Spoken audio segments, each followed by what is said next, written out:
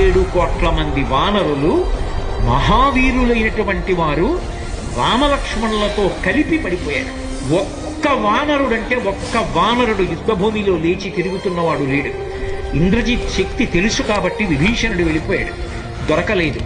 స్వామి హనుమ ఏ అస్త్రము చేత బంధింపబడదు కాబట్టి హనుమ ఒక్కరే ఉన్నారు.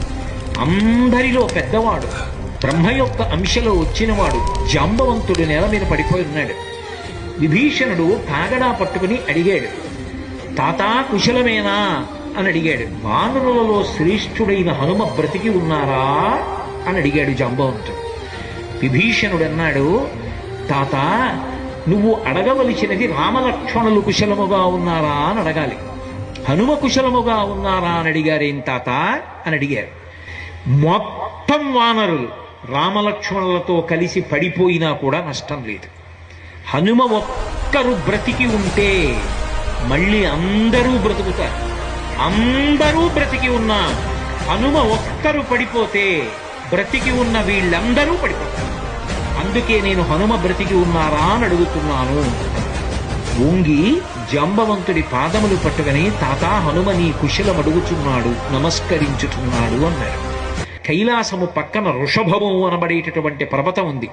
అక్కడ పరమశివుడు తన యొక్క త్రిశూలాన్ని ధనస్సుని నిలబెడతాడు. అక్కడే ఆదిశేషుడు ఉంటాడు. 2 పర్వతముల మధ్యలో ఓషధీ పర్వతం ఉంది. ఆ ఓషధీ పర్వతంలో 4 ఓషధులున్నాయి.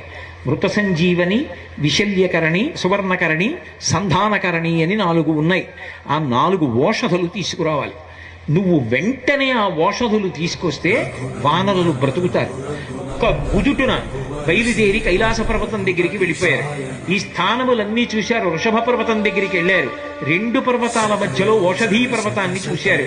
ఓషధీ పర్వతం హనుమ వస్తున్నారు, ఓషధుల్ని తీసుకెళ్ళిపోతారని కనపడకుండా వాటిని దాచింది. నా స్వామి అయినటువంటి రామచంద్రమూర్తి కార్యానికి పనికి రాకుండా ఓషధుల్ని దాస్తావానని ఆ సంజీవని పర్వతాన్నంతటినీ పెళ్లగించి చేత్తో పట్టుకుని ఆకాశ మార్గంలో కించిత్ శ్రమ పడకుండా కాంచనలంక ఉన్నటువంటి దక్షిణ తీరానికి చేరి యుద్ధభూమిలో దింపారు.